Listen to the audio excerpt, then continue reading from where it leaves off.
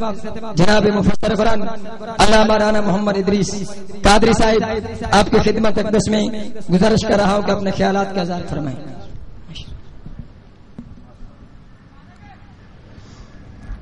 نحمده ونصلي ونسلم على رسوله النبي الكريم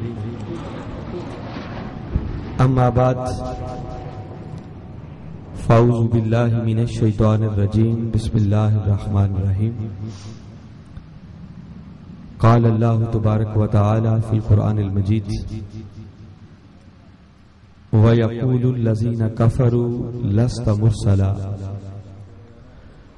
قل كفى بالله شهيدا بيني وبينكم ومن عنده علم الكتاب. صدق اللہ العظیم. قابل صد احترام علماء کرام، مشائخ اعظام، صاحبزادگان، معزز مہمانان گرامی، قائدین تحریک منہاج القرآن اور قابل صد احترام سامعین مکرم،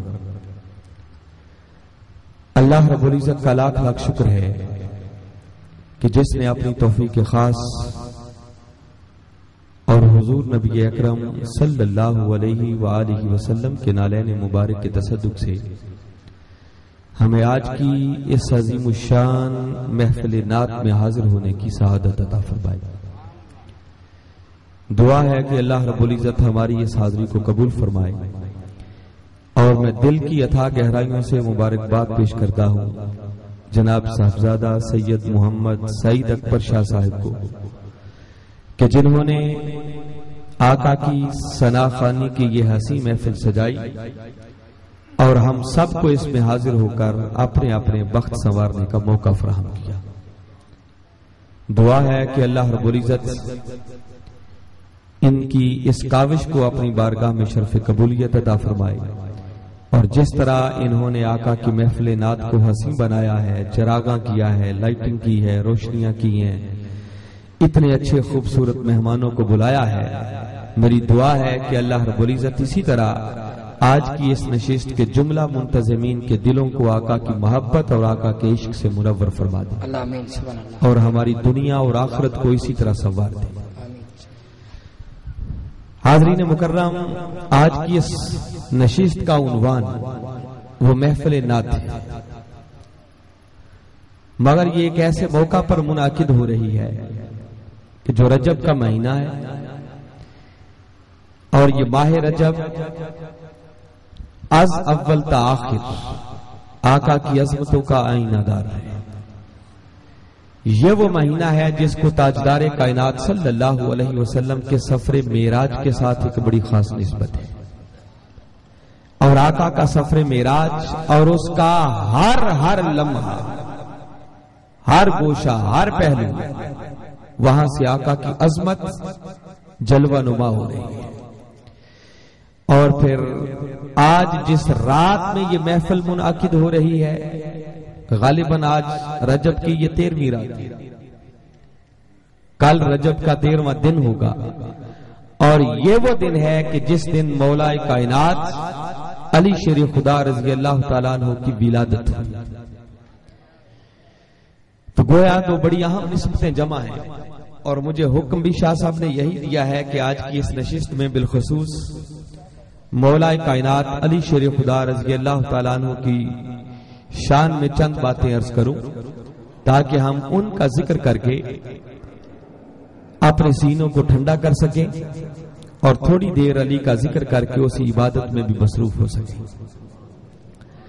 مگر حاضرین مکرم، قبل اس کے کہ میں مولا کائنات علی شیر خدا رضی اللہ تعالیٰ عنہ کے حوالے سے چند گزارشات آپ کی خدمت میں عرض کروں، میں اپنی گفتگو کے ابتدا میں ایک ضروری میسج اور پیغام آپ کے گوش گزار کرنا چاہ رہا ہوں.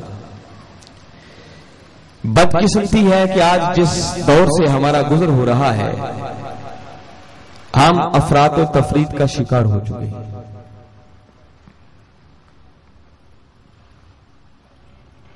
اور صورتحال یہاں تک پہنچ چکی ہے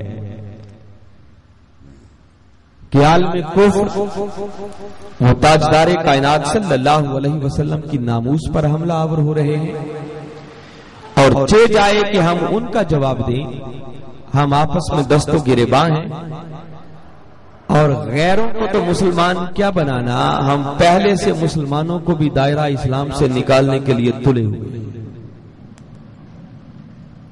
اور محسوس یوں ہوتا ہے کہ جیسے ہر کسی نے داخل خارج کا رجسٹر اپنے ہاتھ میں پکڑا ہوا ہے، جس کو جی چاہا دائرہ اسلام میں داخل کر دیا اور جس کو جی چاہا دائرہ اسلام سے باہر نکال دیا۔ یہ افسوس کی بات ہے، اور میں سمجھتا ہوں کہ اسلام کو اتنا نقصان اسلام کے دشمن نے نہیں پہنچایا جتنا اسلام کے ماننے والوں نے پہنچایا ہے۔ اپنے عمل سے، اپنے کردار سے، اپنے اٹھنے بیٹھنے چلنے پھرنے سے ہم نے پوری دنیا کے اندر اسلام کو بدنام کر رکھا، اور آج امت مسلمہ پوری دنیا کے اندر ایک تماشا بنی ہوئی ہے۔ اس لیے میں ابتداءً چاہتا ہوں کہ ایک ایسا میسج اور پیغام آپ کے سامنے رکھوں جو افراط و تفرید سے ہٹ کر صحیح اسلام کا پیغام ہے، وہی قرآن کا پیغام ہے، وہی اللہ کا پیغام ہے، اور وہی اس کے رسول صلی اللہ علیہ وسلم کا پیغام ہے۔ حاضرین مکرم، یاد رکھیں کہ اگر کوئی شخص یہ چاہتا ہے کہ اس کا ایمان کامل اور اکمل ہو جائے اور وہ پکا اور سچا مسلمان بن جائے،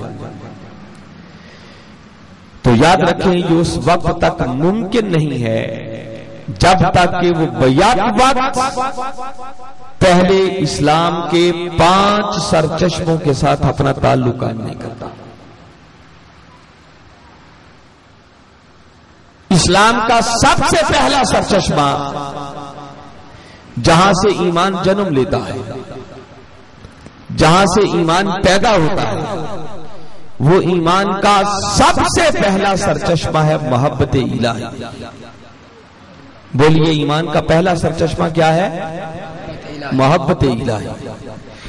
اللہ کی محبت کے بغیر کوئی شخص ایمان کی راہ پر ایک قدم بھی چلنے کے قابل نہیں ہو سکتا۔ اور میں جس محبت کی بات کر رہا ہوں وہ کوئی روکھی سوکھی محبت نہیں، بلکہ وہ محبت الہی کہ جس محبت کے نشے سے سرشار ہو کر اولیاء ساری رات مصلوں پر تڑپ تڑپ کر گزار دیتے ہیں، اس محبت الہی کے نشے کو پیدا کرنے کی ضرورت ہے۔ اور وہ عشق الہی کا نشہ کہ جس عشق کے نشے سے سرشار ہو کر ہمارے آقا و مولا حضرت محمد مصطفیٰ صلی اللہ علیہ وسلم 40 دن تک غار حرا کی خلوتوں میں جا کر کھانا پینا بھول جایا کرتے تھے، اس عشق الہی کے نشے کو پیدا کرنے کی ضرورت ہے۔ اور قرآن اس کی طرف ہماری رہنمائی یوں کرتا ہے، سورہ بقرہ میں ارشاد فرمایا والذین آمنوا اشد حبا للہ، فرمایا مومن وہ ہیں جو اللہ سے بڑی شدید محبت کرتے ہیں۔ بغیر محبت الہی کے کسی کو ایمان نصیب نہیں ہوتا۔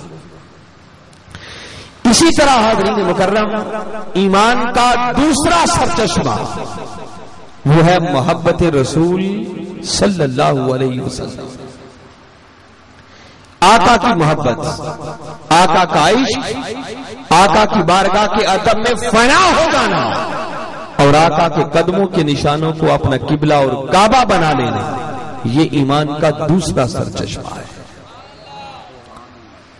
مگر بدقسمتی یہ ہے کہ آج ایمان کے ان دونوں سرچشموں کے درمیان ہم نے ایک تفریق پیدا کر دی، ایک دیوار کھڑی کر دی۔ مجھے کسی کا نام لینے کی ضرورت نہیں ہے، میں ایک بات ہے جو آپ تک پہنچانا چاہ رہا ہوں، اور الحمدللہ آپ مجھ سے بھی زیادہ سمجھدار ہیں، یقیناً میری باتوں سے آپ بخوبی بڑے آرام سے ہر بات سمجھتے چلے جائیں گے۔ ہماری خوش نصیبی کہ سید محمد اصغر علی شاہ صاحب سجادہ نشین آستانہ عالیہ گنجیال شریف تشریف لا رہے ہیں. ہم ان کو دل کی اتھا گہرائیوں سے خوش آمدید کہتے ہیں. نعرہ تکبیر، نعرہ تکبیر، نعرہ رسالت، نعرہ رسالت، نعرہ رسالت، نعرہ تحقیق، نعرہ حیدری، نعرہ حیدری، نعرہ غوثیہ، نعرہ غوثیہ. آستانہ عالیہ گنجیال شریف، آستانہ عالیہ گنجیال شریف.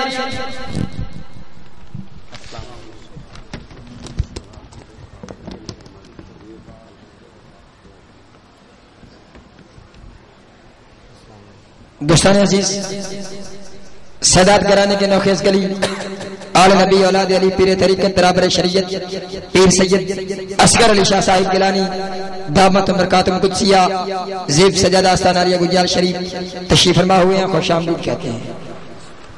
ماشاءاللہ.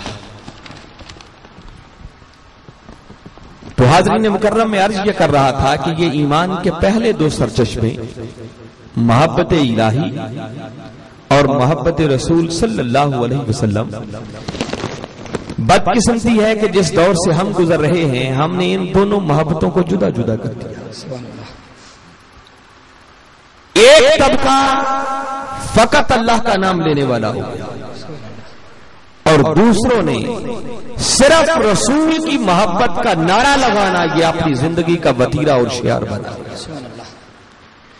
اور اپنے اس عمل اور کردار سے آج کی نوجوان نسل کو ہم نے ایک غلط میسج اور غلط پیغام یہ کنوے کیا کہ معاذ اللہ شاید اللہ اور اس کی رسول کی کوئی آپس میں جنگ چل رہی ہے.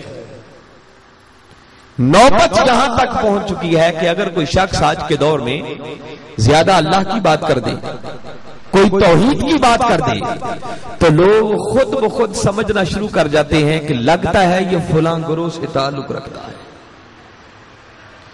اور اگر کوئی میرے آقا کی نعت پڑھ دے، کوئی میرے آقا کی بات کر دے، کوئی آقا کے ودھا بکھڑی کی بات کر دے، کوئی آقا کی زلف واللیل کا تذکرہ کر دے، تو دوسرے سمجھنا شروع کر دیتے ہیں کہ لگتا ہے یہ فلاں گروہ سے تعلق رکھتا ہے. یوں ہماری پہچانیں بن چکی ہیں. حالانکہ حاضرین مکرم دیکھنے میں یہ محبتیں دو ہیں مگر حقیقت میں یہ ایک ہی محبت کے دو رخ ہیں. محبت الہی محبت رسول سے جدا نہیں ہے اور محبت رسول یہ محبت خدا سے جدا نہیں ہے، بلکہ حق اور سچ بات یہ ہے کہ دوستو اللہ کی محبت کا سارے کا سارا انحصار وہ ہے ہی محبت رسول صلی اللہ علیہ وسلم. سبحان اللہ. نعرہ تکبیر، نعرہ رسالت، نعرہ حیدری، تحریک منہاج القرآن. اگر کوئی شخص یہ سمجھتا ہے کہ شاید رسول کی محبت کے بغیر اسے اللہ کی محبت نصیب ہو جائے گی تو سمجھ لو اس بیچارے کو حقیقت کی ابھی خبر ہی نہیں. میں عرض کر رہا ہوں کہ اللہ کی محبت کا سارا انحصار وہ ہے ہی محبت مصطفیٰ صلی اللہ علیہ وسلم. اور یہ کسی دائیں بائیں کی کتاب کی بات میں نہیں کر رہا، یہ خود قرآن کے اندر اللہ رب العزت نے ارشاد فرمایا کل ان کنتم تحبون اللہ فاتبعونی یحببکم اللہ. فرمایا ہے میرے محبوب مکرم صلی اللہ علیہ وسلم ذرا اپنی میٹھی میٹھی زبان سے فرما دو، اعلان کر دو ان کنتم تحبون اللہ کہ لوگوں اگر اللہ سے محبت کرنا چاہتے ہو تو کیا کرو، فاتبعونی آؤ پہلے مصطفیٰ کی اتباع کرو. پہلے میری غلامی کا پٹا اپنے گلے میں ڈالو، پہلے میرے قدموں کے نشانوں کو اپنا قبلہ اور کعبہ بناؤ، پہلے میری ذات سے محبت اور عشق والا تعلق قائم کرو کہ جب تم میری اتباع کرنا شروع کر دو گے تو فرمایا یحببکم اللہ، اللہ خود تم سے محبت کرنا شروع. کیا بات ہے، سبحان اللہ سبحان اللہ.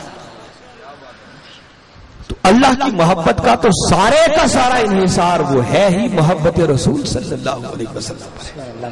یہ میرا سبجیکٹ نہیں ہے، میں زیادہ تفصیل میں جانا نہیں چاہ رہا، صرف 2 جملے اس پر آپ کو بتاتا ہوں. کبھی چشم تصور میں لائیں میرے آقا کی بات، میرے آقا کی نعت. ارے یہ وہ بات ہے جو ہر وقت خود خدا کی زبان پر رہتی ہے.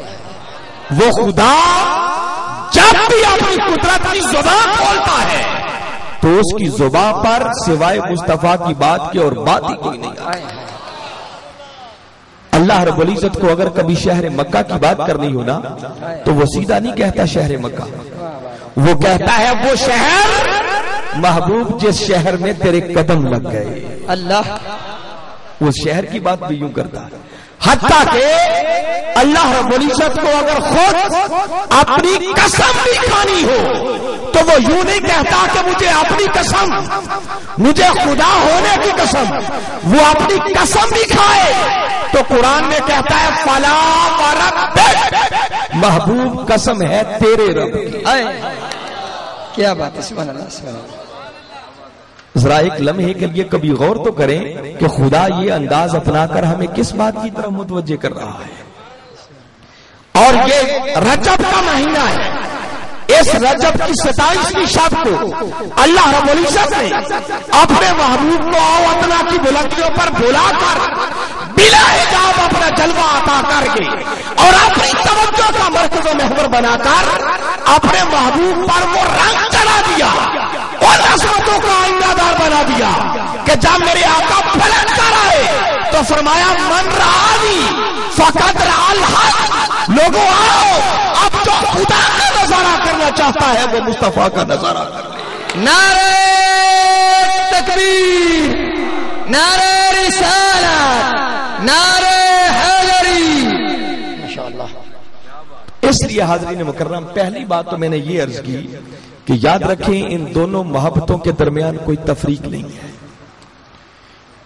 کوئی جدائی نہیں ہے، بلکہ اللہ کی محبت کا سارا انحصار وہ ہے ہی محبت رسول صلی اللہ علیہ وسلم. پھر حاضرین مکرم اسی طرح ایمان کا تیسرا سرچشمہ وہ ہے محبت اہل بیت علیہم السلام. اور ایمان کا چوتھا سرچشمہ وہ ہے محبت صحابہ کرام رضوان اللہ علیہم اجمعین. میری بات کی طرف دھیان ہے نا بھئی آپ کا؟ تو میں عرض کر رہا ہوں کہ ایمان کا تیسرا سرچشمہ وہ ہے محبت اہل بیت اور ایمان کا چوتھا سرچشمہ وہ ہے محبت صحابہ کرام. مگر بدقسمتی سے جس طرح پہلی 2 محبتوں کو جدا جدا کر دیا گیا، آج ان دونوں محبتوں کے مابین بھی ایک دیوار کھڑی کر دی گئی ہے. ایک گھر فقط اہل بیت کا نام لینے والا ہو گیا اور دوسروں نے فقط صحابہ کرام کی محبت کو اپنا اوڑھنا بچھونا بنا دیا. اور انتہا یہاں تک پہنچ گئی کہ ایک طبقے نے جو ہیں اسی نبی کا کلمہ پڑھنے والے، انہوں نے اہل بیت کی محبت کو آڑ بنا کر اہل بیت کی محبت میں اس کو آڑ بناتے ہوئے معاذ اللہ استغفر اللہ صحابہ کرام کو برا بھلا کہنا شروع کر دیا، بدبختی کی انتہا کر دی. اور دوسری طرف انتہا یہ ہوئی، اور یہ باتیں بھی میں نے خود اپنی آنکھوں سے دیکھی اور کانوں سے سنی ہیں، دوسری طرف بھی انتہا ہوئی کہ انہوں نے کیا کیا کہ ساری زندگی صرف صحابہ کرام کا ذکر بلند کرنا اپنا وتیرہ اور شعار بنا دیا. حتیٰ کہ 10 محرم کا دن ہوتا ہے اور اس دن بھی اگر وہ کوئی جلسہ کریں تو اس دن بھی وہ صحابہ کے نام کا جلسہ کر رہے ہوتے ہیں. یہ ظلم کی انتہا ہے. اور آپ نے اس عمل اور کردار سے ہم نے آج کی نوجوان نسل کو دوسرا غلط پیغام یہ دیا کہ معاذ اللہ شاید صحابہ اہل بیت کے دشمن ہیں اور اہل بیت صحابہ کرام. ہم نے ان کے آپس میں مقابلے کروانے شروع کر دیے. افضل کون ہے؟ پہلے حقدار کون ہے، بعد میں کون ہے، دوسرا کون ہے، تیسرا کون ہے، عجیب تماشا کھڑا کر دیا۔ حالانکہ یہ وہ گھرانے ہیں، یہ وہ سرچشمے ہیں کہ جن کا مقابلہ کروانا ہماری ذمہ داری نہیں بنتی، وہ خدا بہتر جانتا ہے کہ اس کو کیا شان عطا کر رکھی ہے۔ ہمارا کام ہے کہ ہر کسی کو اپنے سر کا تاج بنایا جائے۔ کیا بات ہے، سبحان اللہ۔ ان سے محبت والا رشتہ اور تعلق قائم کیا جائے۔ آئے تھوڑی دیر کے لیے رک کر آج آپ کو یہ بتاتا چلوں کہ اہل بیت کون ہیں اور صحابہ کرام کون ہیں۔ حضور شیخ الاسلام نے ایک بڑے محبت بھرے انداز میں اس بات کو بیان کیا اور بڑے سادہ لفظوں میں اس بات کو سمجھانے کی آپ نے کوشش فرمائی۔ آپ فرماتے ہیں کہ لوگوں، گھر ایک تھا، در ایک تھا، اور وہ تھا در رسول صلی اللہ علیہ وسلم۔ وہ تھا ہمارے آقا کا گھر، وہ تھا کملی والے کا گھر، وہ تھا محبوب خدا کا گھر۔ فرق صرف اتنا تھا کہ کچھ لوگ وہ تھے جو اس گھر کی چار دیواری کے اندر رہتے تھے۔ وہ جو اندر رہتے تھے ان کو آج ہم اہل بیت کے نام سے یاد کرتے ہیں، اور کچھ وہ تھے جو ہم 24 گھنٹے اس گھر کا طواف کرتے رہتے تھے۔ ارے وہ جو ہر وقت اس گھر کا طواف کرتے رہتے تھے ان کو آج ہم صحابہ کرام کے نام سے یاد کرتے ہیں۔ گویا اس گھر اور در کے ساتھ کسی کی نسبت کم نہ تھی۔ ارے اہل بیت وہ تھے کہ جب کبھی پیاس لگتی تو حسنین کریمین علیہ السلام، گرمیوں کا تپتا ہوا موسم ہوتا، جب پینے کے لیے پانی میسر نہ آتا تو میرے آقا اپنی زبان اقدس ان شہزادوں کے منہ میں ڈال دیا کرتے تھے۔ گویا وہ میرے آقا کی زبان اقدس چوس کر اپنی پیاس بجھا لیا کرتے تھے۔ یہ اہل بیت تھے، اور صحابہ کرام وہ تھے کہ جب کبھی بھوک لگتی، کھانے کو کچھ نہ ملتا، وہ فقط میرے آقا کے بددعا مکھڑے کی زیارت کرتے تو اپنی بھوک ختم کر لیا کرتے۔ آقا کے در کے ساتھ نسبت میں کسی کی کمی نہ تھی۔ ایک رات کا واقعہ ہے، آدھی رات بیت چکی ہے، ہر کوئی اپنے گھر آرام کر رہا ہے کہ اچانک میرے آقا گھر سے باہر تشریف لائے۔ باہر نکلے تو کیا دیکھا، دروازے پر سیدنا ابو بکر صدیق رضی اللہ تعالیٰ عنہ کھڑے۔ پوچھا ابو بکر، ہر کوئی آرام کر رہا ہے، آدھی رات بیت چکی ہے، تم اس وقت یہاں کھڑے کیا کر رہے ہو؟ عرض کرنے لگے، آقا 3 دن سے کھانے کو کچھ نہیں ملا تھا، بھوک ستا رہی تھی، ادھر آ نکلا کہ اپنے آقا کے گھر کے در و دیوار دیکھوں گا تو بھوک ختم ہو جائے گی۔ یہ نسبت تھی، یہ تعلق تھا آقا کی ذات اقدس کے ساتھ۔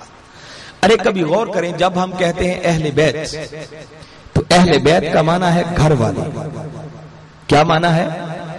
تو سوال پیدا ہوتا بھئی کس کے گھر والے؟ تو جواب ہوگا کہ رسول کے گھر والے۔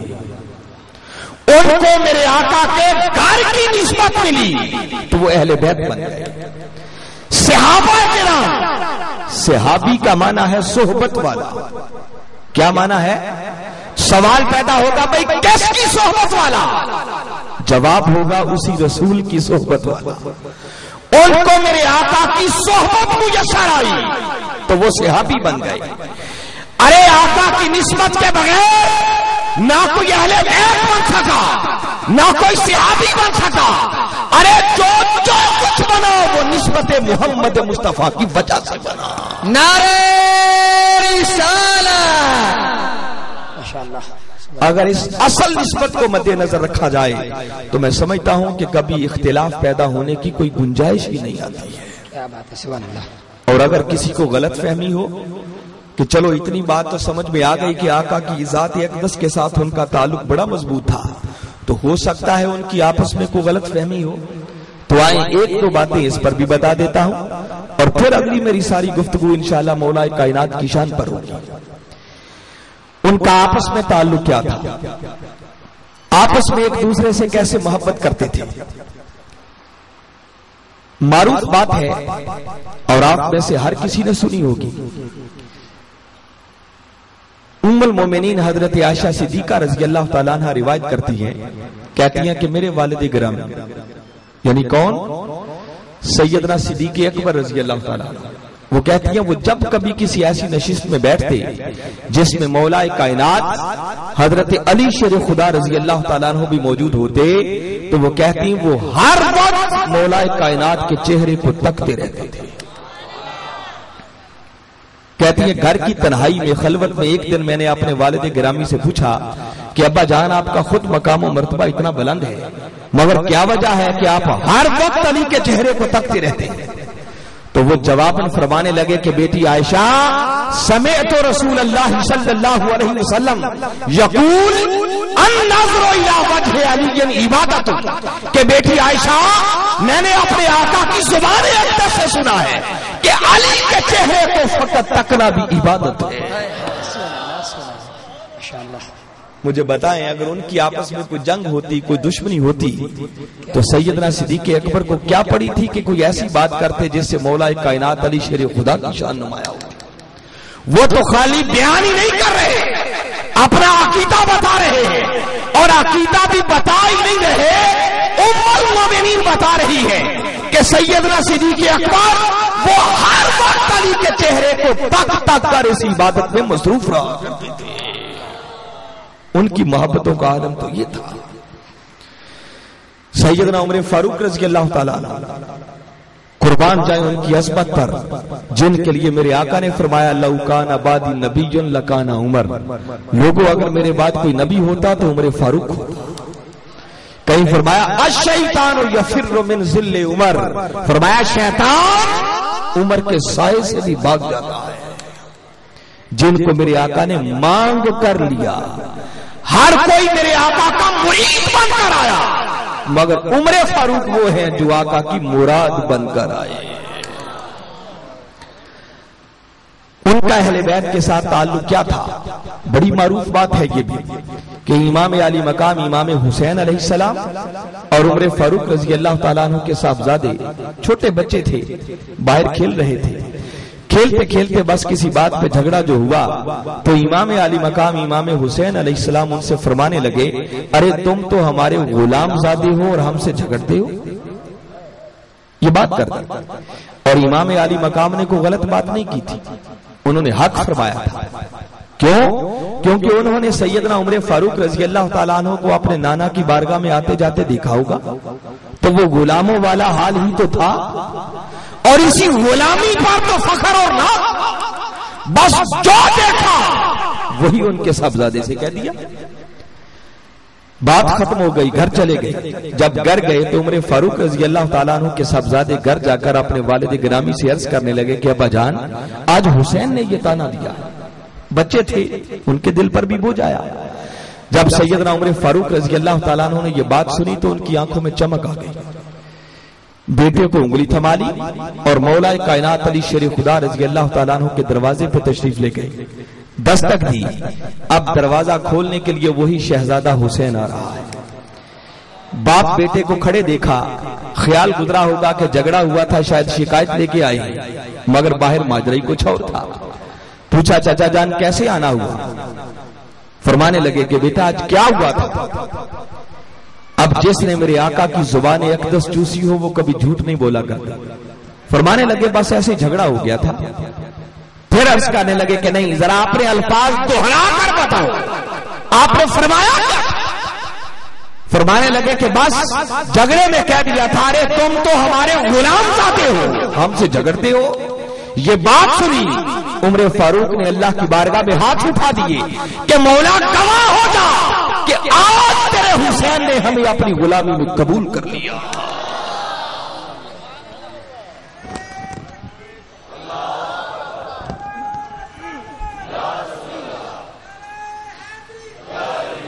وہ تو اس غلامی پر بھی ناز اور فخر کیا کرتے تھے، اور اللہ کی بارگاہ میں عرض کرنے لگے کہ مولا گواہ ہو جا کہ آج تیرے حسین نے ہمیں غلامی میں قبول کر دیا اور ہماری بخشش اور نجات کے لیے یہی کافی ہے۔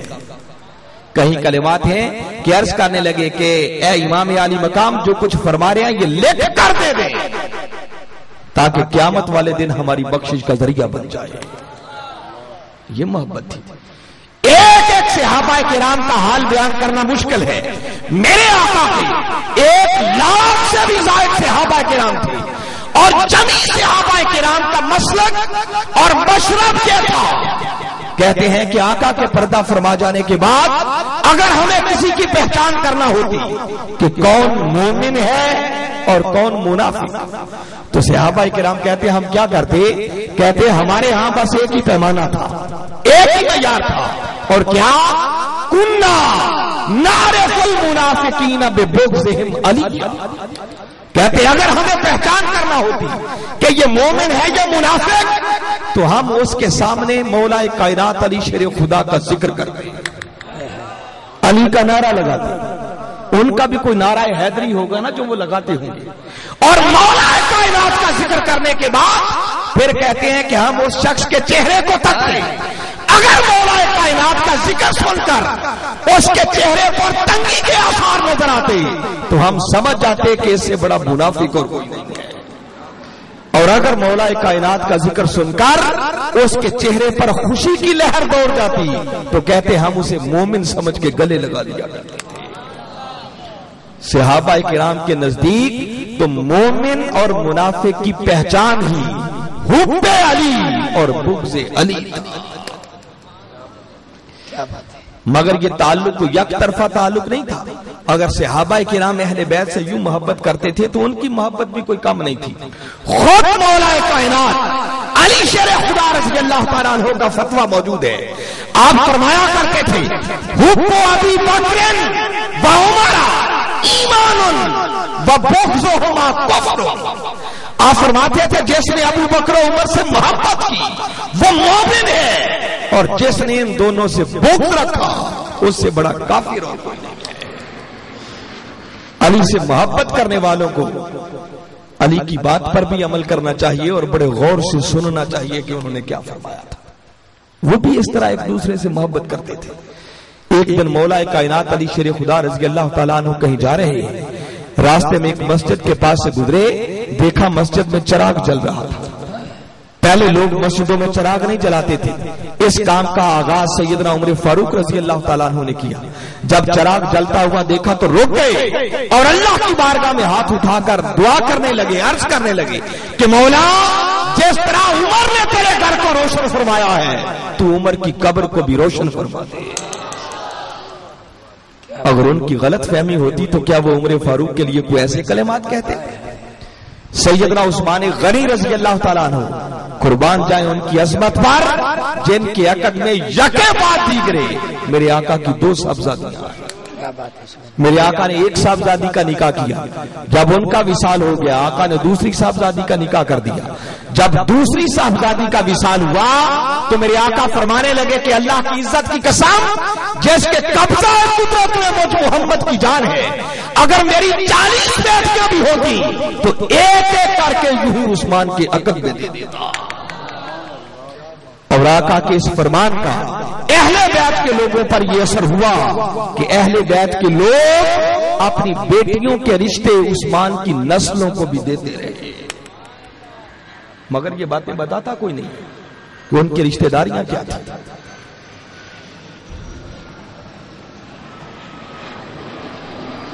امام باقر علیہ السلام اہل بیت کے ایک اہم نمائندے ہیں.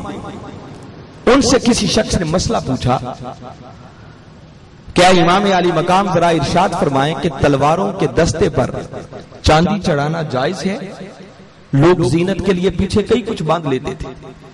امام باقر علیہ السلام فرمانے لگے کہ جائز ہے. سائل نے پلٹ کر پھر پوچھا کہ دلیل کیا ہے؟ فرمانے لگے دلیل یہ ہے کہ ابو بکر صدیق رضی اللہ تعالیٰ عنہ نے اپنی تلوار کے دستے پر چاندی چڑھائی ہوئی تھی. یہ بات بڑی قابل توجہ ہے، غور سے سنیں. اہل بیت کے فرد اور دلیل سیدنا صدیق اکبر کا نام لے کر دے رہے ہیں کہ جائز اصل یہ ہے کہ ابو بکر صدیق نے اپنی تلوار کے دستے پہ چڑھائی ہوئی تھی. اس دور میں بھی ایسا فتنہ شروع ہو چکا تھا. تو وہ سائل پلٹ کر پھر پوچھنے لگا کیا امام علی مقام کیا آپ بھی ابو بکر کو صدیق کہتے ہیں؟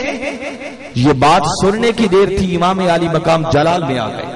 آپ نے کعبے کی طرف منہ کر لیا اور فرمانے لگے نام الصدیق نام الصدیق نام الصدیق فمن لم یکن لہ صدیق فلا صدق اللہ قولہ فی الدنیا والآخرہ. فرمایا ہاں وہ صدیق ہے صدیق ہے صدیق ہے، جو وہ صدیق نہیں مانتا خدا اسے دنیا میں بھی جھوٹا کرے گا آخرت میں بھی. نعرہ تکبیر، نعرہ رسالت، شان صدیق اکبر، مقام فاروق اعظم، عظمت عثمان غنی، نعرہ حیدری. ماشاءاللہ اہل بیت کے لوگ بھی ان سے محبت کرتے تھے. سیدنا صدیق اکبر رضی اللہ تعالیٰ عنہ کی عظمت اور شان کا کون انکار کر سکتا ہے؟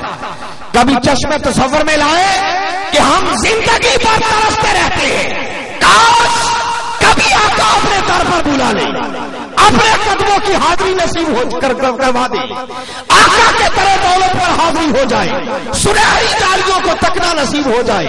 قربان جائے ابو بکر تیری عظمت پر کہ شب ہجرت وہ رسول خود چل کر ابو بکر کے دروازے پر آ رہا. اللہ سبحان اللہ، کیا شان کیا عظمت ہوگی سیدنا صدیق اکبر رضی اللہ تعالیٰ. کیا بات ہے ماشاءاللہ. میرے آقا گھر سے نکلے سیدھا سیدنا صدیق اکبر رضی اللہ تعالیٰ عنہ کے دروازے پر گئے، دستک دی، ابو بکر نے دوڑ کر دروازہ کھولا. میرے آقا نے چلنے کا حکم دیا. قربان جائیں ابو بکر کی وفا پر کوئی لمحہ پر تامل کیے بغیر بھی ابو بکر آقا کے ساتھ چل پڑے. اور ابو بکر کی عظمت پر صرف ایک بات آپ کو بتانا چاہ رہا، کبھی چشم تصور میں لائیں، ایک بڑی اہم بات آپ سے کر رہا. کبھی آپ نے سوچا کہ جب میرے آقا نے ابو بکر کو ساتھ لے لیا، گھر سے نکلے تو سیدھے کہاں گئے تھے؟ غار ثور. کہاں گئے تھے؟ 3 دن اور 3 راتیں میرے آقا نے اور سیدنا صدیق اکبر رضی اللہ تعالیٰ عنہ نے غار ثور میں گزاری. کبھی آپ نے سوچا کہ یہ دونوں ہستیاں غار ثور میں گئی کیوں تھی؟ جانے کا مقصد کیا تھا؟ اکثر لوگوں کو غلط فہمی ہے اور سمجھتے ہیں کہ شاید غار میں کافروں سے چھپنے کے لیے گئے تھے. ارے غلط، میرے آقا کو کافروں سے چھپنے کی ضرورت نہیں ہے.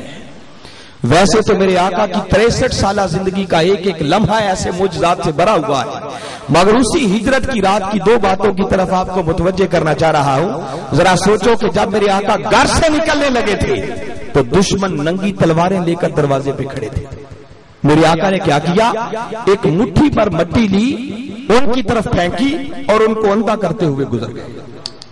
کوئی کافر آپ کو دیکھ بھی نہ سکا، بحفاظت گھر سے تشریف لے گئے اور اسی ہجرت کے سفر میں تلاش کرتے کرتے سراقہ نامی شخص آپ کے پیچھے پہنچ گیا. جب سیدنا صدیق اکبر رضی اللہ تعالیٰ عنہ نے دیکھا کہ سراقہ سر پہ آ گیا ہے، آقا سے عرض کرنے لگے کہ آقا سراقہ تو سر پہ پہنچ گیا، اب کیا ہوگا؟ میرے آقا نے پلٹ کر اس کی طرف دیکھا اور پوچھا سراقہ کیسے آئے؟ جواب دینے لگا کہ آپ کو گرفتار کرنے کے لیے آیا. کافروں نے بہت بڑے انعام کا اعلان کر دیا ہے کہ 100 سرخ اونٹ اور نہ جانے کیا سونا چاندی اور مال و دولت دے دیا جائے گا جو آپ کو پکڑ کر لائے گا. غریب آدمی ہوں، آپ کو گرفتار کرنے آیا ہوں، مجھے اتنا بڑا انعام ملے گا، میری تو نسلیں بھی سنور جائیں گی. بس یہ بات کی، میرے آقا نے ایک توجہ کی اور توجہ کے ساتھ اس سراقہ کو گھوڑے سمیت پتھریلی چٹانوں میں دنسا دیا. یہ صحیح بخاری شریف کے اندر واقعہ نقل ہے. جب سراقہ کو موت اپنی آنکھوں کے سامنے رقص کرتی ہوئی نظر آئی، اپنی غلط نیت سے تائب ہو گئے اور عرض کرنے لگے کہ آقا میں توبہ کرتا ہوں، اس مصیبت سے نجات دلا دیں، یہیں سے پلٹ کر واپس چلا جاؤں گا اور کسی کو بتاؤں تک بھی نہیں کہ آپ کدھر تشریف لے گئے. بس جیسے ہی توبہ کی، میرے آقا نے دوسری توجہ فرمائی، اس کو گھوڑے سمیت پتھریلی چٹانوں سے باہر نکال دیا. ارے پوچھنا صرف یہ چاہتا ہوں کہ وہ رسول مکرم جو ایک مٹھی پر مٹی پھینکے، کافروں کو اندھا کر کے گزر جائیں، سراقوں پر توجہ کریں، گھوڑے سمیت پتھریلی چٹانوں میں دنسا دیں، اس رسول کو غار ثور میں چھپنے کی ضرورت کیا تھی؟ جو گھر سے باحفاظت نکل سکتے ہیں، سراقہ پر بھی آ جائے اس سے بچ سکتے ہیں، تو تو کیا غار ثور میں گئے بغیر وہ سیدھا مدینہ نہیں جا سکتے تھے؟ اگر کوئی کافر پہنچ بھی جاتا تو کسی کی مجال تھی کہ میرے آقا کو ہاتھ لگا سکتا؟ تو غار ثور میں کیوں گئے؟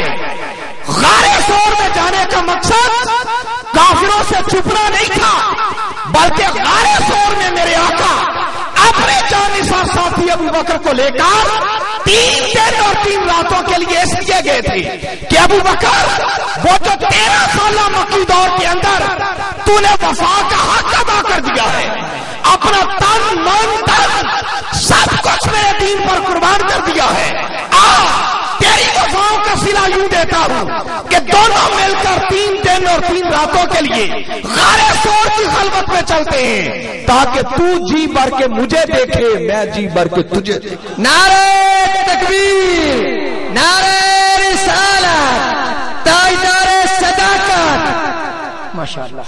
قربان جائیں سیدنا صدیق اکبر رضی اللہ تعالیٰ عنہ کی عظمت پر۔ ارے کبھی سوچیں ہم زندگی پر ترستے یہ گزار دیتے ہیں کہ کاش کبھی خواب میں ایک لمحہ آ جائے کہ آقا کے ودھا مکھڑے کی زیارت ہو جائے۔ اور قربان جائیں ابو بکر کی عظمت پر کہ غار ثور کی خلوت، ابو بکر کی گود اور میرے آقا کا سر انور ہے۔ اللہ، ارے جس شخص نے ایمان کی حالت میں ایک لمحے کے لیے بھی میرے آقا کے چہرے کو تک لیا، اللہ، قیامت تک کوئی بڑے سے بڑا ولی بھی آ جائے تو صحابی کا مقابلہ بھی نہیں کر سکتا۔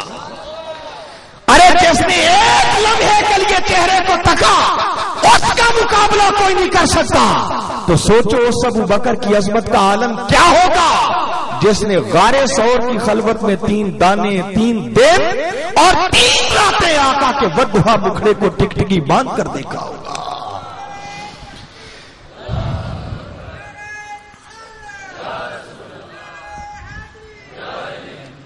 اور پھر اگلا کرم یہ ہوا، ابو بکر نے تو آقا کے چہرے کو تکا ہی، مگر میرے آقا نے کرم کرنے کی انتہا کر دی۔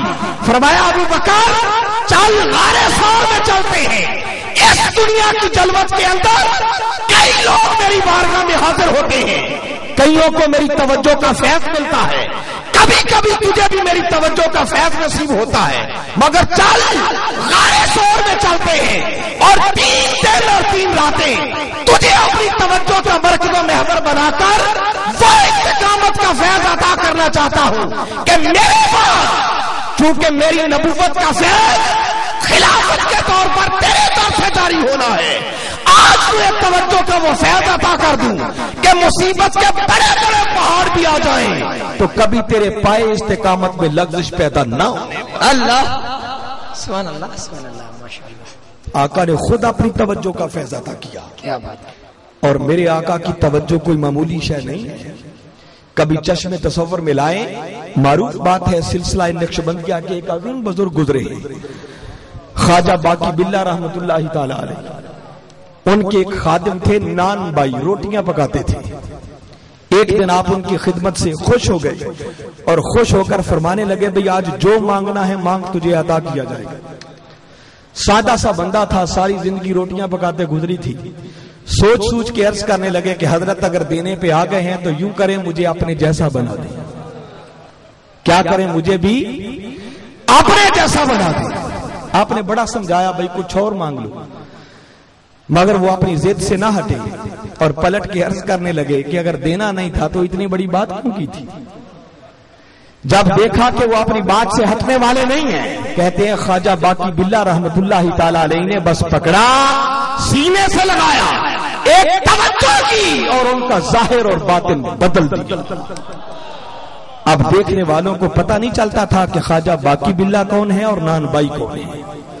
ارے اگر آقا کا ایک غلام مرید پر نگاہ کر دے، اس کے ظاہر باطن کو بدل دیتا ہے، تو چشمے تصور میں لاؤ جب غار ثور کی خلوت میں 3 دن اور 3 راتوں تک ابو بکر کو آقا کی اتحادی توجہ کا فیض ملا ہوگا تو عظمتوں کا عالم کیا بنا ہوگا۔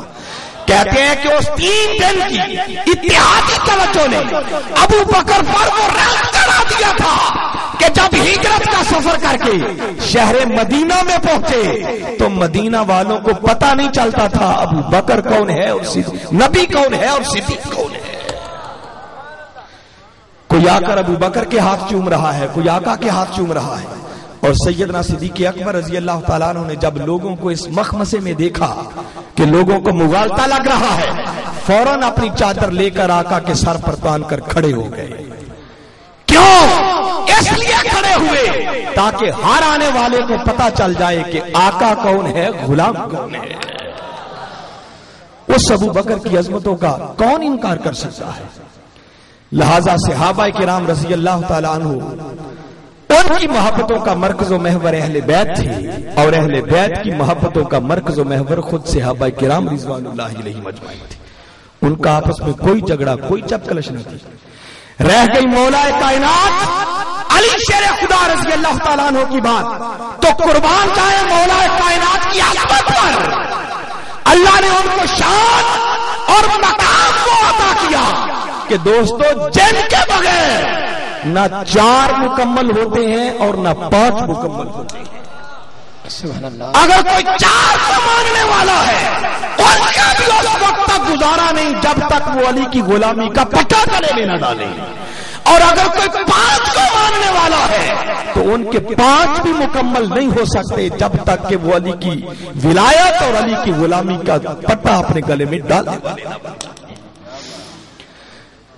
ان کی اور عظمت کیا ہوگی؟ کسی نے کیا خوب کہا ہے کہ کسیرا میسر نہ شد این سعادت بکابا ولادت بمسجد شہادت. کہ وہ مولا کائنات, ارے جن کی ولادت اللہ کے گھر میں ہو اور جن کی شہادت بھی اللہ کے گھر مسجد میں ہو, اس علی کی عظمتوں کا اندازہ کون کر سکتا ہے؟ جو آیت کریمہ میں نے عنوان گفتگو کے طور پر تلاوت کی, چند باتیں چونکہ وقت اس تمہیدی گفتگو میں زیادہ لگ گیا, صرف اس کی روشنی میں چند باتیں عرض کرنا چاہ رہا ہوں. حاضرین مکرم, سورہ رات قرآن پاک کی یہ 13ویں سورت ہے اور اس کی آخری آیت کریمہ تھی جو میں نے تلاوت کی. باری تعالیٰ نے اس میں ارشاد فرمایا وَيَقُولُ الَّذِينَ كَفَرُوا لَسْتَ مُرْسَلًا. اے میرے محبوب مکرم صلی اللہ علیہ وسلم, یہ کافر لوگ کہتے ہیں لست مرسلا, کہ معاذ اللہ آپ کوئی اللہ کے رسول نہیں.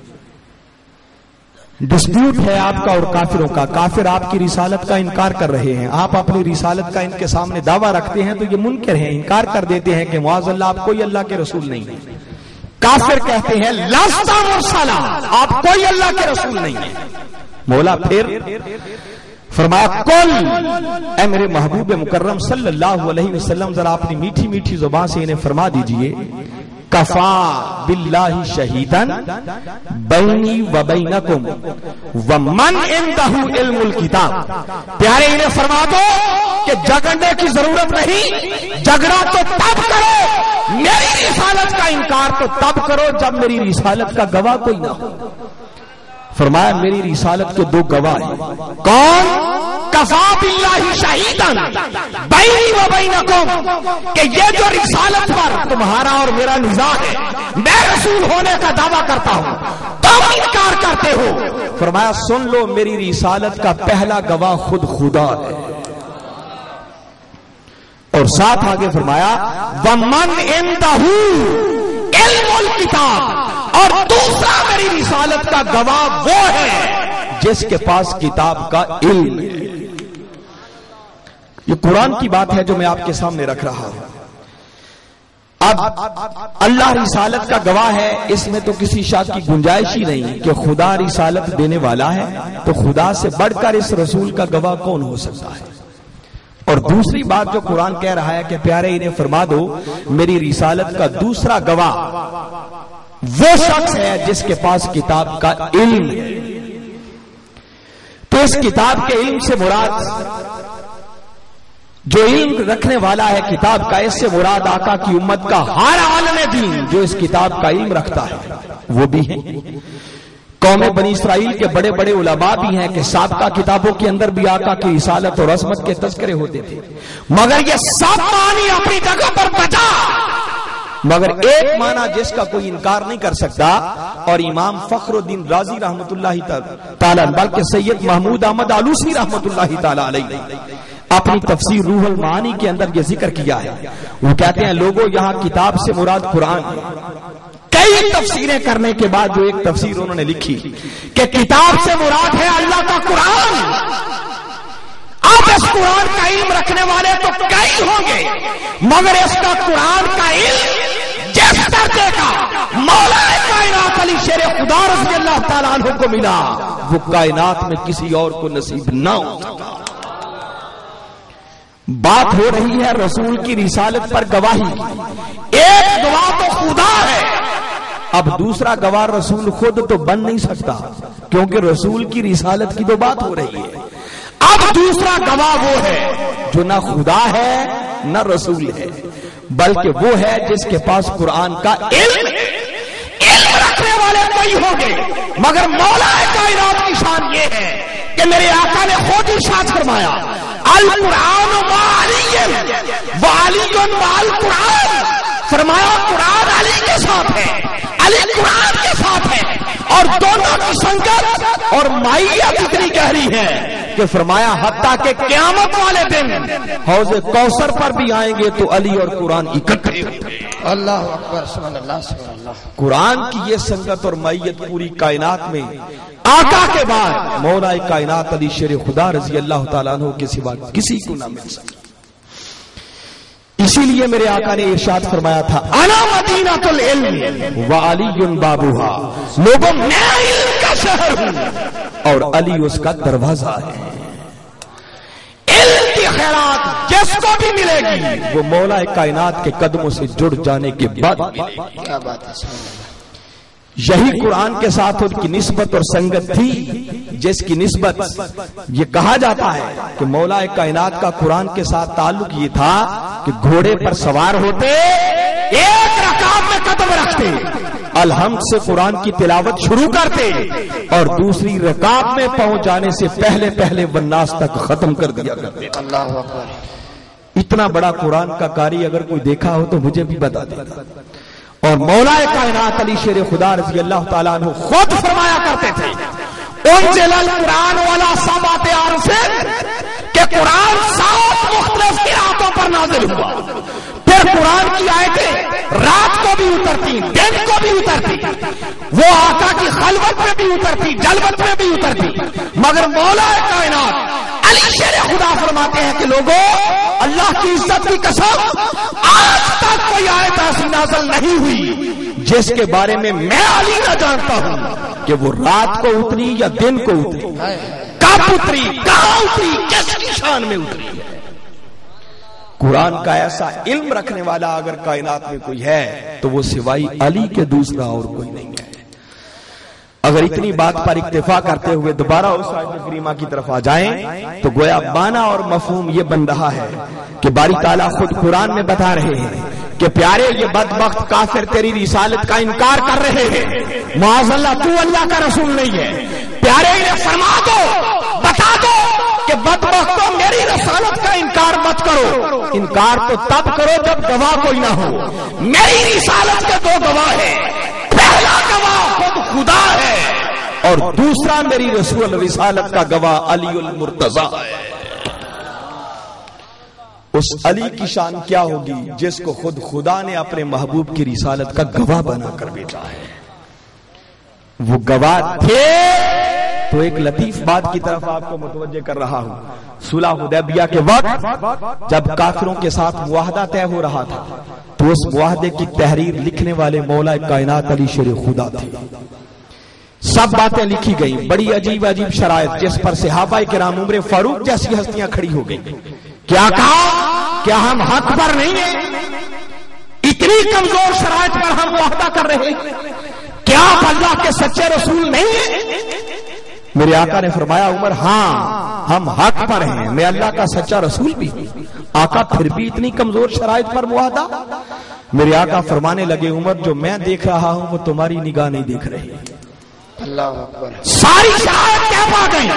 جب اس معاہدے پر دستخط کرنے کا وقت آیا ادھر کافروں کا جو نمائندہ تھا اس کے دستخط ہوئے، ادھر جب آقا کے دستخط ہونے کی باری آئی تو لکھا گیا محمد الرسول اللہ صلی اللہ علیہ وسلم.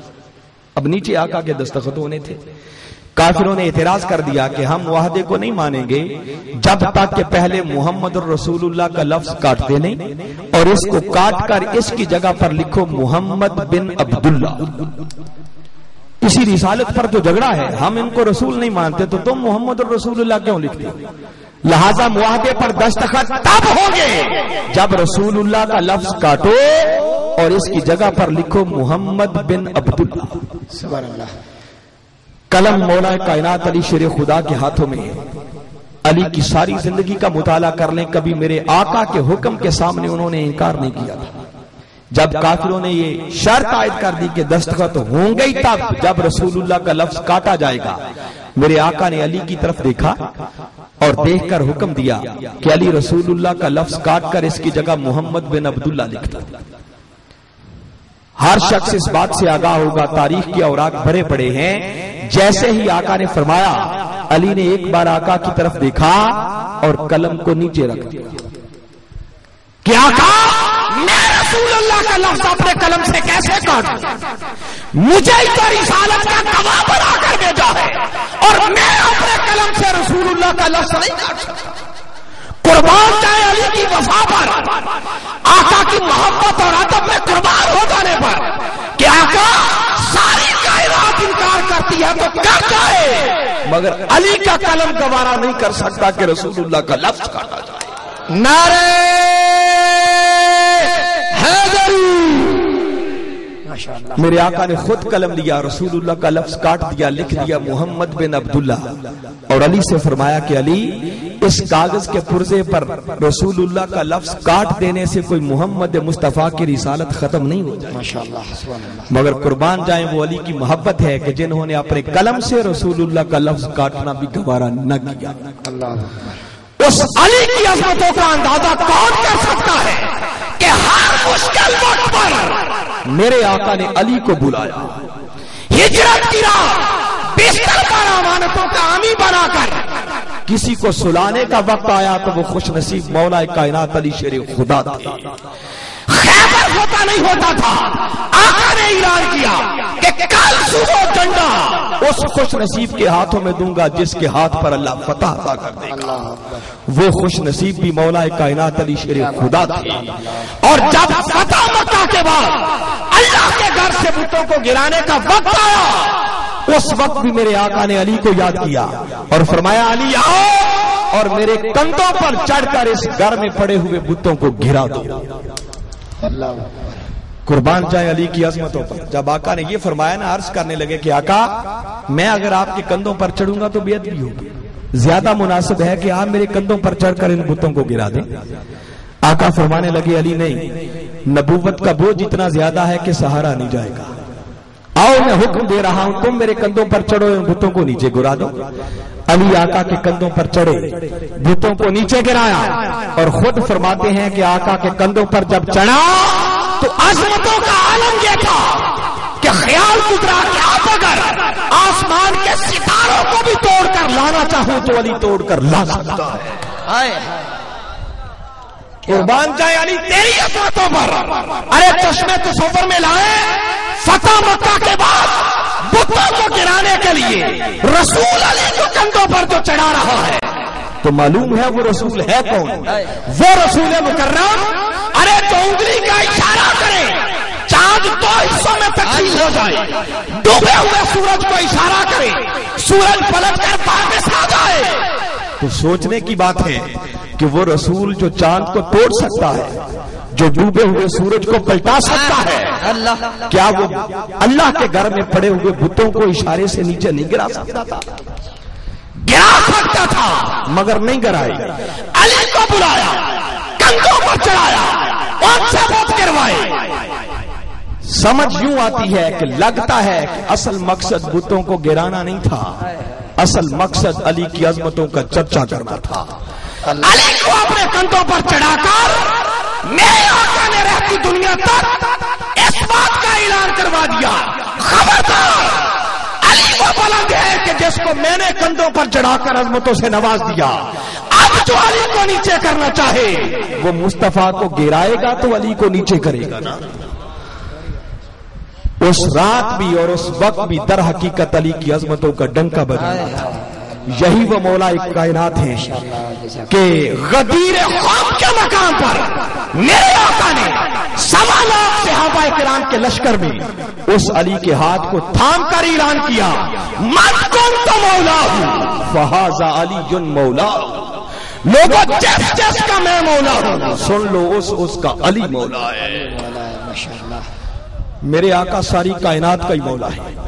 کوئی مانے نہ مانے وہ الگ بات ہے، مگر میرے آقا ساری کائنات کے ہی تو جس کے آقا مولا ہے اس کا علی مولا ہے. اسی لیے کہا جاتا ہے مولا کائنات علی شیر خدا رضی اللہ تعالیٰ عنہ. قربان جائیں اس مولا کائنات کی عظمت پر. اس لیے حاضرین مکرم اب آپ لوگوں کو ایک میسج اور پیغام دے رہا ہوں، کیونکہ میں اندازہ کر سکتا ہوں کہ آج ہماری اس نشست کے اندر زیادہ سنی لوگ بیٹھے ہوئے اور بسا اوقات یہ بات میرے مشاہدے اور دیکھنے میں آئی ہے کہ ہم نے یہ سمجھ رکھا ہے کہ شاید اہل بیت کا ذکر کرنا یہ صرف شیعہ لوگوں کا کام ہے. کوئی نعرہ حیدری لگا دے تو بعض لوگوں کے چہروں پر تنگی کے آثار نظر آتے ہیں.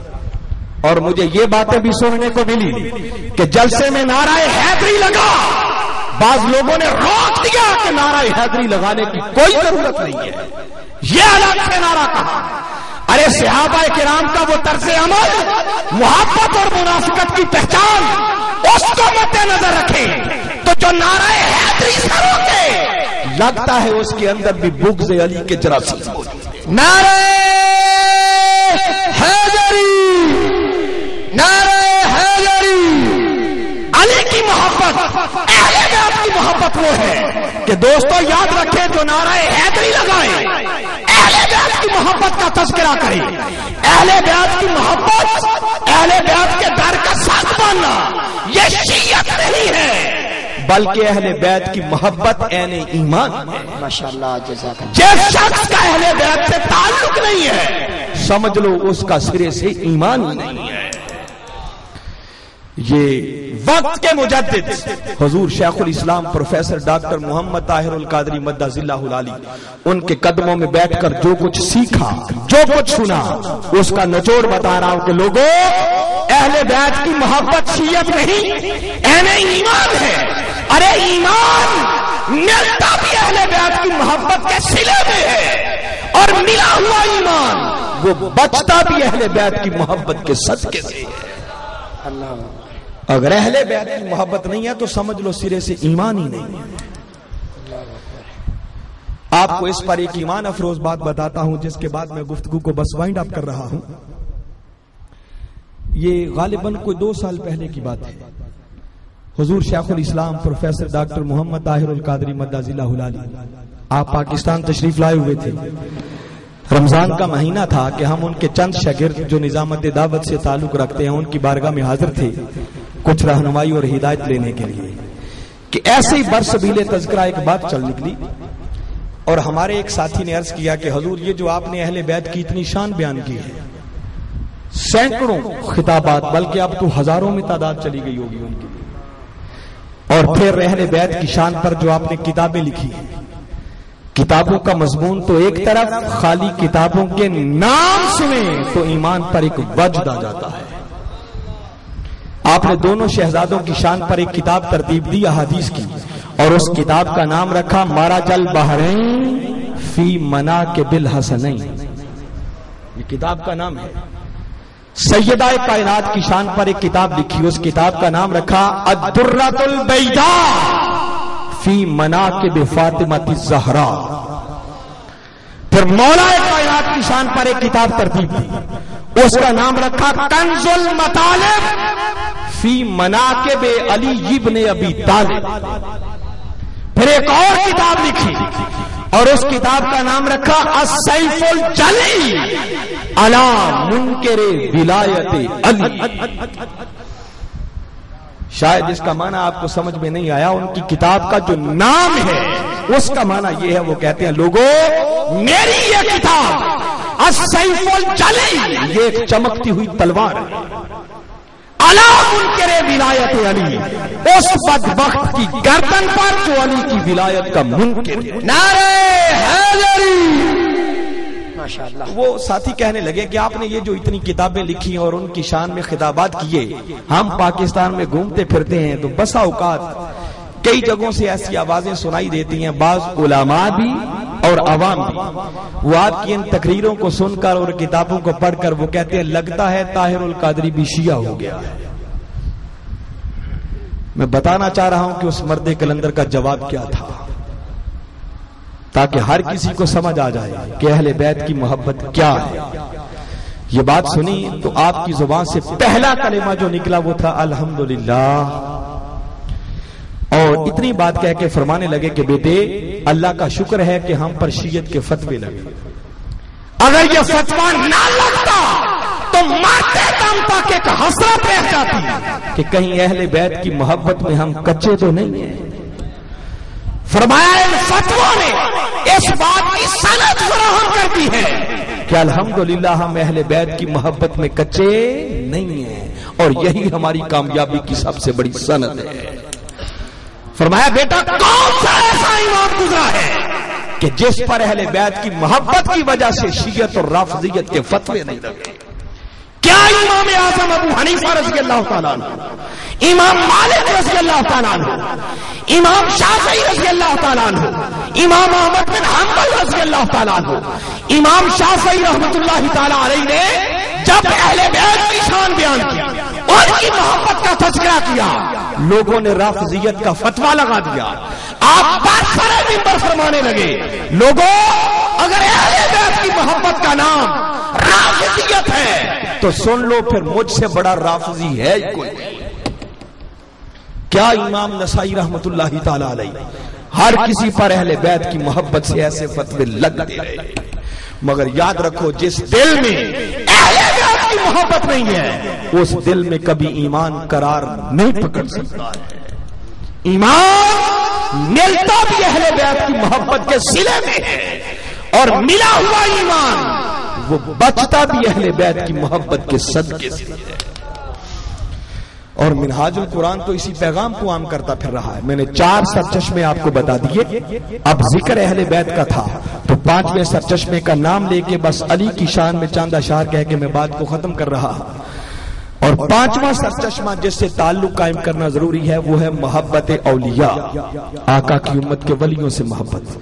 جب تک ان 5 سرچشموں سے تعلق قائم نہ ہو کبھی ایمان مکمل ہو ہی نہیں سکتا ہے۔ ایمان مکمل تب ہوتا ہے جب اللہ کی محبت بھی دل میں ہو، محبت رسول کا دامن بھی ہاتھوں میں ہو، محبت اہل بیت بھی ہو، صحابہ کرام کی تعظیم بھی ہو، اور آقا کی امت کے ولیوں کے در کی غلامی بھی ہو۔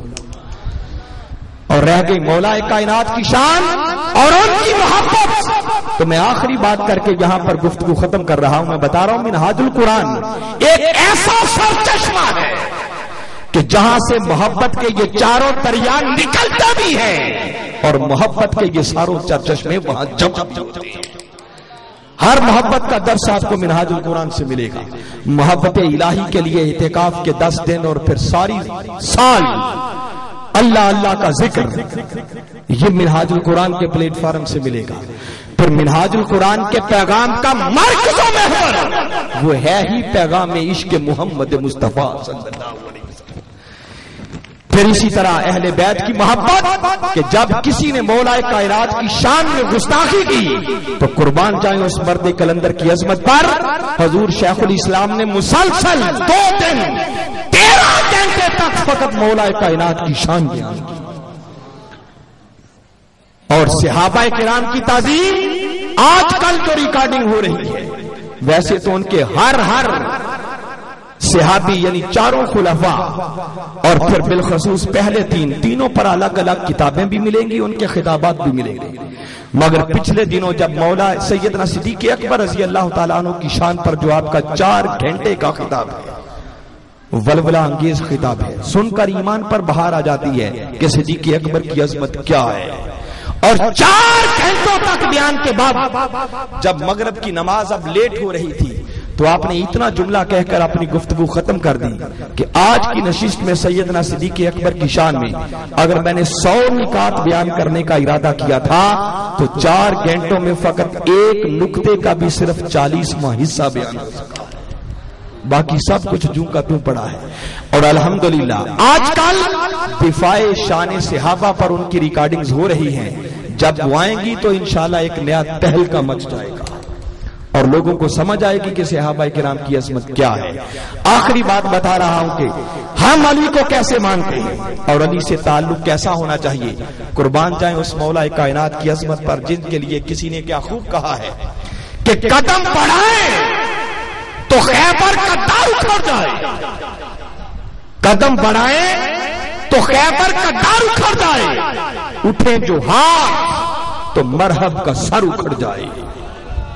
صفات خاص کا مجموعہ نفیس علی، نبی کے بعد خدا ساختہ رئیس علی، اور علی جو سوئے عدو مصطفیٰ سمجھتے ہیں، ہجرت کی رات کی طرف اشارہ ہے، علی جو سوئے عدو مصطفیٰ سمجھتے ہیں، علی چلے تو نصیری خدا سمجھتے ہیں۔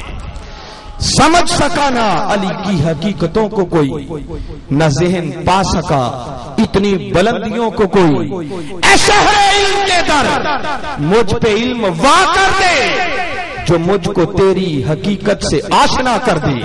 اور یہی دعا ہے خدا سے کہ جب قیامت ہو میری نجات کا باعث تیری محبت ہو اور لکھے ہوں ماتھے پہ میرے یہی حروف جلی، علی امام منست و منم غلام علی۔ دوستان عزیز، قائد انقلاب پروفیسر ڈاکٹر محمد طاہر